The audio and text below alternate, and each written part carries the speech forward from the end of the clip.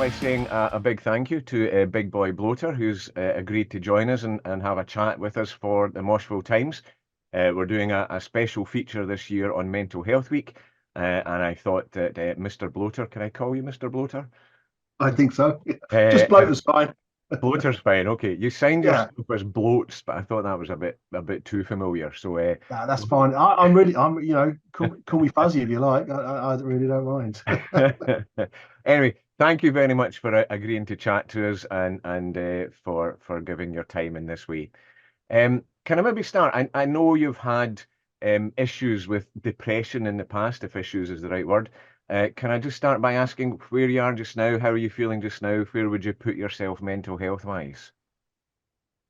Yeah, right at the moment, I think I'm a pretty good space. Still get occasional troughs, I guess, but I feel I'm little bit better equipped to deal with them now. So that's good. I don't kind of wallow in it quite so much as I used to, I think. Generally, yeah, I think I'm pretty happy. I mean, I'm most happy when I'm being creative, and I've got a lot of opportunities at the moment to be creative. So that's kind of good. No, Just focus on the positive, you know. no, no. I think that's great as well. Just the whole sort of creative taking something like that and finding that your creativity helps you deal with it, I think is interesting. Was that something you had to discover, or was that just something you've always kind of done naturally, as it were? I think there was a lot of discovery at one point. When I had this, I don't know, I was probably about 12 years now, something like that. I had the proper full-on breakdown, kind of wrapped up with a midlife crisis, all the whole thing, and it was a whole journey of discovery. I'd always thought I was a sort of pretty happy-go-lucky kind of chap, but I actually realised I was, had depression, and I suffered from it a lot. And I look back on parts of my life and thought, oh yeah, that makes sense now. It's kind of like once I went to see the doctor, and he was like, yeah, you need to do this, need to do this, and like, try some medication and things like that. Yeah, just talking about it and realizing it was going on was the biggest thing for me, really. I think so. Yeah. Yeah. And did you have a good support group round about you, as it were? People you could trust, people you could talk to, or again, was that something you had to kind of develop and open up to them over time? I've got to say, I was really lucky. I mean, I had the support of my wife. She was amazing, just fantastic. Best friend as well, a friend of, he really put in some time and, took time to talk to me and that sort of thing, which was great. And I had a really good doctor as well who was really understanding. Gave me some good advice and talked through options with me and things like that. And that was really good. I think that having those three as support group was just what made me manage to get out of it as well as I did, really, I think, and move on and sort of, like I say now, try and identify when I'm going into that kind of phase and, try and do something about it. So, yeah, it was all down to the support, really. I've got to say that they were fantastic. I mean, it was interesting you said it was a good few years ago when it kind of first really hit you, as it were, that you knew that there was something really badly going wrong. I think, is it fair to say, do you think that people are talking more about mental health issues now than they used to? Yeah, I mean, I guess that's helped as well. The fact that it's not, I mean, I guess back when I was a kid, growing up, people would say, "Oh, he's just, in one of his moods or something," and it was sort of brushed under the carpet a lot, wasn't it? So I think with the level of understanding and talk we have today is fantastic, and that's really important. You've got to keep on talking about it, and don't brush it under the carpet. I think it affects more people than anybody realizes. You talk to anyone, and they will know someone or will have had depression themselves. So it's definitely not something to be embarrassed about or scared about. Really, it's something to be discussed. And yeah. No, I think it's interesting. I think it has become a lot more mainstream. I was watching the news, the breakfast news this morning, and there was actually an article on it about it was a woman who was recovering from cancer, and she just found herself really alone. So she actually set up a walking group, and it was Oh, just wow. talking about how many people are now involved in this walking group. And she was saying it's great. You can walk alongside somebody and chat to them, and instead of having to stare them in the face, just being able to walk with them and be doing something else, but while still talking about, not even necessarily about the depression or about the illness, but just being able to walk beside somebody and talk with them. She was saying was great, and I thought that was really interesting, just because I knew this interview was coming up, and there it was in the mainstream news. Yeah. I think, I yeah, think I think that is an interesting idea. Actually, I think that's one of the things that made it easier for me a little bit to talk about stuff was to get into a different environment, like not sit at home, but go out and do something and talk about something. And it's you kind of get yourself out of the same loop sort of thing. Then, so I mean that sounds like a great idea, and a bit of exercise as well, a bit of fresh air, get to see a bit of the countryside. It sounds all right, doesn't it? Be nice if there's a pub at the end of it, but Well, they didn't mention the pub, but there were certainly a lot of people walking along a beach. So it's been a wee while since I've walked along a beach. It did me think, oh, maybe I should have a go at that. But there we are. yeah.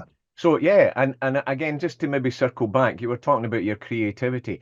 Again, it's maybe difficult to say, but has it impacted positively on your creativity, or has it always, is that not fair to say that? Is it just the creativity's kind of always been there as a way of escaping? Um, yeah, I guess it has impacted. I don't know. I don't know if it's totally depression or partly old age as well. Well, not old age, but getting older. It tends to change your view on life a little bit, doesn't it, as you get a little bit older and all that sort of thing. So I've noticed my songwriting has changed a little bit. I think over the last few years, I've been writing a lot just recently for a new album, Great. and yeah, I found it a little bit harder to be quite so flippant as I used to be. I think so.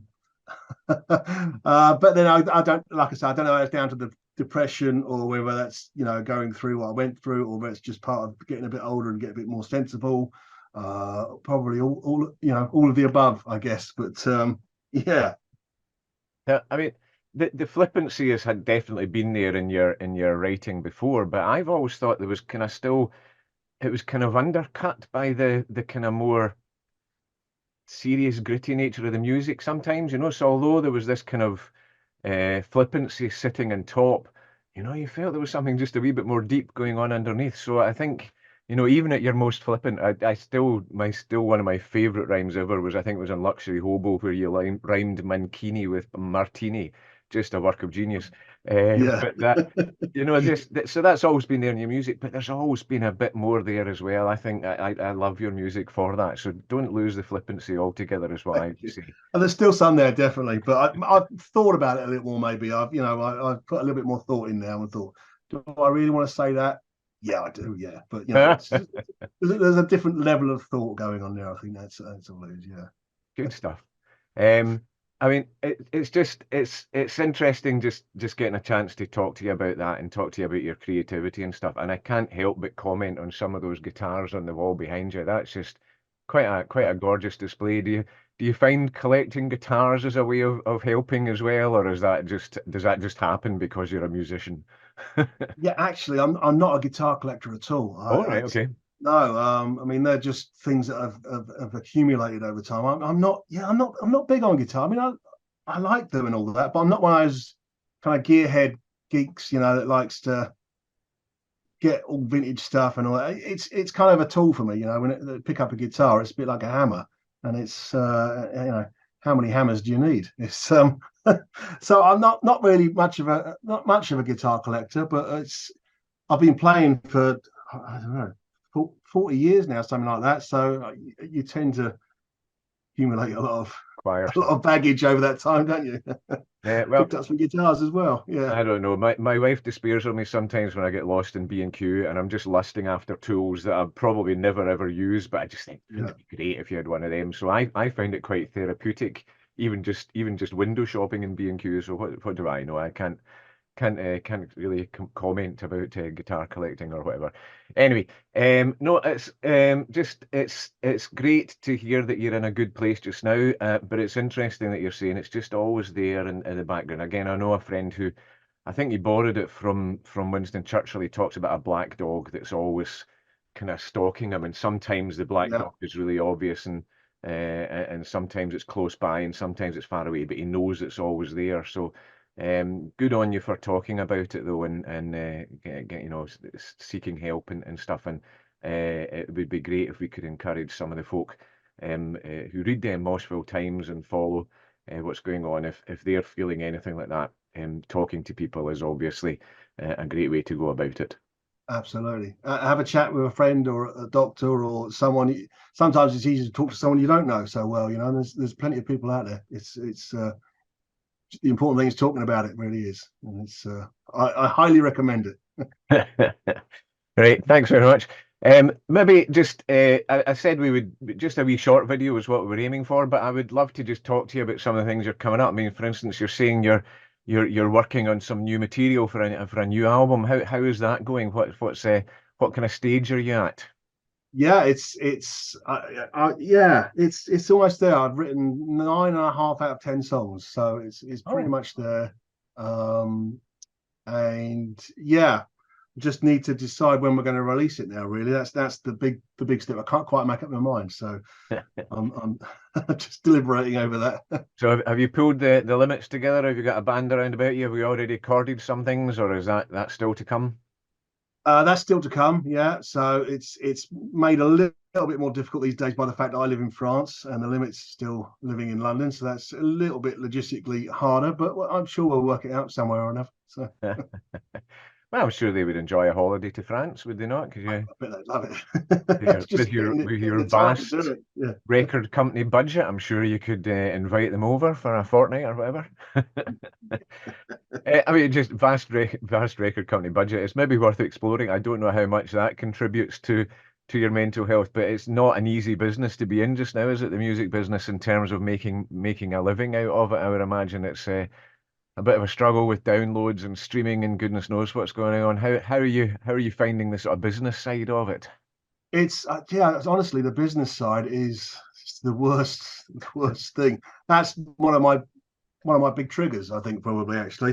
I mean, I recently did a tour in the UK. It was 8 dates, and I think the 2 weeks before I was just right down, really, worried about it and anxiety, and didn't really want to talk, didn't really want to do anything. It was just like, why do I do this? That kind of thing. Actually, once I got out there, right, the tour was fantastic, and I really loved every moment playing, and even the traveling was okay. It was great fun, but it's the business side of it. It really sucks the fun out of it these days, I think, and it's yeah, it's strange times, isn't it? I think after the pandemic and COVID, obviously people's gig habits have changed, record buying habits have changed, what with downloads and things like that, like you said. So it's very much a changing business, and I guess a lot of us don't really know exactly quite how to work it yet. But I guess we're getting there. But it's I hard think work. I mean, certainly, as far as I'm concerned, going to a gig, you can't beat it in terms of the atmosphere and the feel. And I think people are catching on to that again, but it's just a shame. I think a lot of the smaller venues, in particular in the UK anyway, I don't know about Europe and so on, but a lot of the smaller venues in the UK are really struggling Yeah, just to keep going. I think you're right. The pandemic is really still having an impact on that side of yeah, things. Are you yeah. I finding think places that you're still able to book and that are right for you and that you're able to yeah, you're obviously enjoying the process of performing, so you're still finding plenty of places that you can book that'll take you. yeah, we're doing all right. I mean, yeah, I really enjoyed playing on the last tour, which is back in the end of January, end of February. Yeah. Yeah, it's great fun, and it was great seeing all the old fans again and friends, and um, just playing, just getting on. I think once you get on stage and start, hammering away at the guitar, it's like nothing else matters really. It's like nothing can really go wrong. Even if you break a string or something, it doesn't matter. It's I feel like that's kind of a part of life that I'm in control of, kind of thing, and that's nice and easy. It's just the rest of it, dealing with business and income tax, things like that. Oh God, yeah. Yeah. No, it's great when if I get a chance to go out and see folk live. I don't get out as much as I would like, and I won't for a wee while just because of other issues. But I think the live experience is still just brilliant.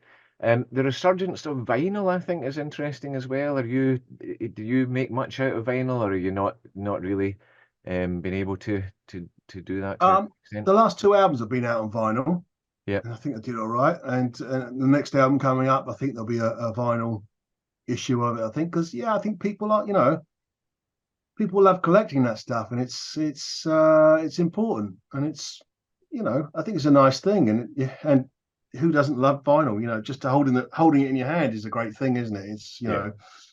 I've heard someone talking the other day. I can't remember what it was about now, but it was I can't remember who it was, but they were saying that people now don't really know the name of musicians in bands so much because they don't have the vinyl sleeve to look at the back of and see all the musician names and who produced it and all that kind of. With download, you don't get anything. You get the band name and that's it. So you don't get that information. There's nothing like staring at a vinyl cover while you're playing the record. It's just fantastic. Yeah, very Looking much. at the pictures. It's the feel Yeah, of it in your hands and the sort of almost the ritual of putting it on the turntable and then placing the stylus carefully and just that sort of hiss and crackle, which probably means I don't clean it yeah. properly, as it hits And that. having to get up and turn it over.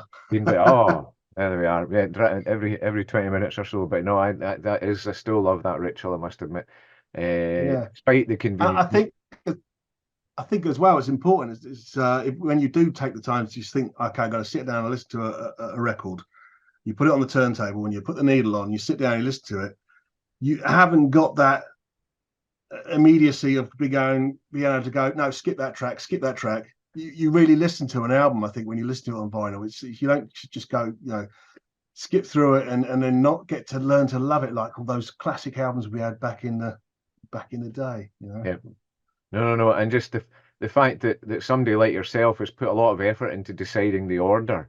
So you're just, instead of just getting a sort of random nonsense from Spotify or whatever, you're getting it in the order that they wanted you to hear it in, And I still find albums that I've not listened to for I don't know how long, and one track will finish, and even without thinking, you'll start humming the next one coming up because it's just you know the order, It's just, Yes, yeah.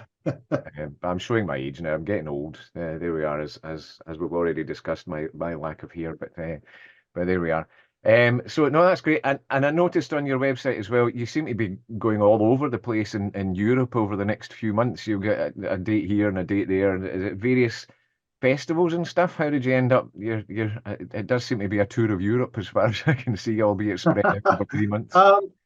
Yeah, I don't know, it's kind of strange these days. I do lots of different bits and pieces. So I work with different bands and uh, I do some solo stuff and all that. Like I say, because I'm in France now and the limits are in the UK, it's not quite as easy as it was to get together. So we have to make a kind of concerted effort to go, right, we've got a few dates, let's get together and do that, and it's fine. So I end up doing strange, odd things here and there, but it's all good. It all makes life interesting as well, doesn't it? So it's keeps you never know what's coming, which is exciting. And when it's one-off dates like that, do you see a bit more than just a Yeah, tour bus and a hotel? I'm assuming you get at least a chance to kind of explore the places you're visiting a wee bit more. I hope so. I'm off to Barcelona in the summer, so I'm going to take my Airstream down for that, drive down for that. It's about 8 hour drive from here. So stop off on the way and do a couple of things. And I'm going to Kazakhstan in May for 4 or 5 dates. So that'll be interesting. Never been before, obviously. So yeah, don't know what that'll be like, but I'm sure it'll be interesting. It's one of the greatest things about music and playing in a band, and I've always said it, is I've got to go so many places that I would never have gone before, doing something else. And I've met all these fantastic people doing it, and it's been great. Yeah, seeing the world and seeing the people have been fantastic. Well, long may it continue, and I hope plenty of people see you as well. And thank you very much for your time and chatting to the Moshville Times like this. It's great. I couldn't believe when I looked it up. I spoke to you 7.5 years ago. That was by That phone. long? Wow. I Wow. couldn't believe it. So I think it was just before Luxury Hobo came out. So that's Yeah. how long ago that was as well. It's been great actually seeing you this time, the wonders of modern Yeah. technology. It's not just a telephone interview this time. So thank you very much for your time, and thank you for your contribution to the Mental Health Week Uh, feature that we're doing at the Moshville Times. well, thanks for chatting with me, David. It's been an absolute pleasure as always. And let's do it again in another 7.5 years, shall we? Well, hopefully sooner. Maybe we'll Yeah, catch up when the new album comes out. that'd be That would great. be Yeah. great. Good stuff.